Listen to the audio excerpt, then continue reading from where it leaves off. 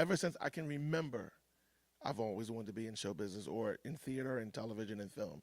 And I think being a person who was really, I was very lucky to have parents that were very pop culture. They were sort of, things that were happening in the industry, not so much as theater, but film and television and things like that. I knew a lot about.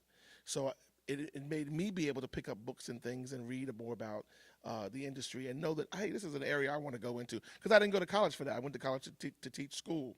And I decided that for a long time ago, I decided that entertainment would be the industry I'd be in. And I can't even imagine doing anything else. I was told that I used to always have a pen or a pencil in my hand doing something as far as drawing or writing, but in my mind, I didn't know that it was prepping me for a career in writing. I found out that I said, oh, I got a niche. I can tell stories, especially our stories that are not always told really authentically unless we're doing it ourselves. What's funny about Silence and a couple of other pieces that I have not done in Los Angeles is that coming from Philadelphia, being back east, a lot of my stuff was multicultural on purpose. Like, for example, when I put together Silence, and I put together an Asian character with an African American character and an Hispanic character, we never talked about race, or we never talked about the fact that how can he be her sister or a brother. It wasn't, to me, that wasn't really important. I know sometimes, of course, you have to do that to make it more realistic, but a lot of times it's about the director taking a chance and saying, no, I want this actor in this because it's a really good look. Not it's a good look because you're using a minority, but it's a good look because you're putting another minority in a piece that it's making it work, and that the audience sees that more than they see, oh, that was a Hispanic, that was an Asian, that was a Caucasian, that was an African American, that was an Indian. No, I just left a production that I enjoyed, and here's the picture of the cast.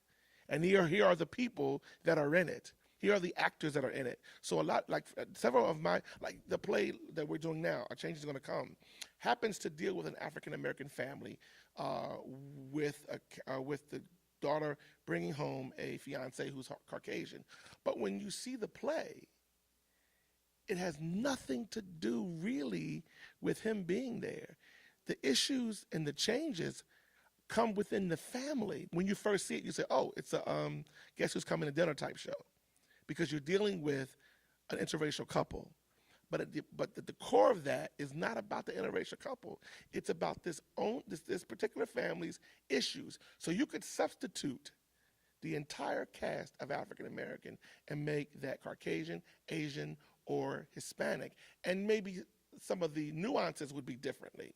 But the story is the same, family. So and I think more directors and writers need to take the liberty of doing that and not worrying about what the people may say because you decided to put this particular actor in a particular role. Yes, I am moving into film, and I'm on my fourth one coming out in February. But listen, I will never abandon live theater. The truth is on stage. The truth is when you have actors on stage that no one can call cut.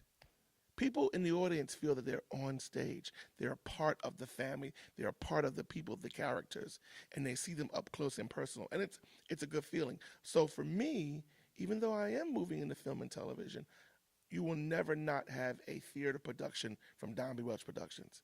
It is my first love in terms of that avenue. It was basically based on the stage play that was called The Divorce, and now it's a film version of it with Vanessa Bell Calloway, Tatiana Ali, Dawn Lewis, Frida Payne, Judy Pace, Angel Cromwell, a lot of actresses and actors that I really love working with. A lot of them came from a stage play version of it.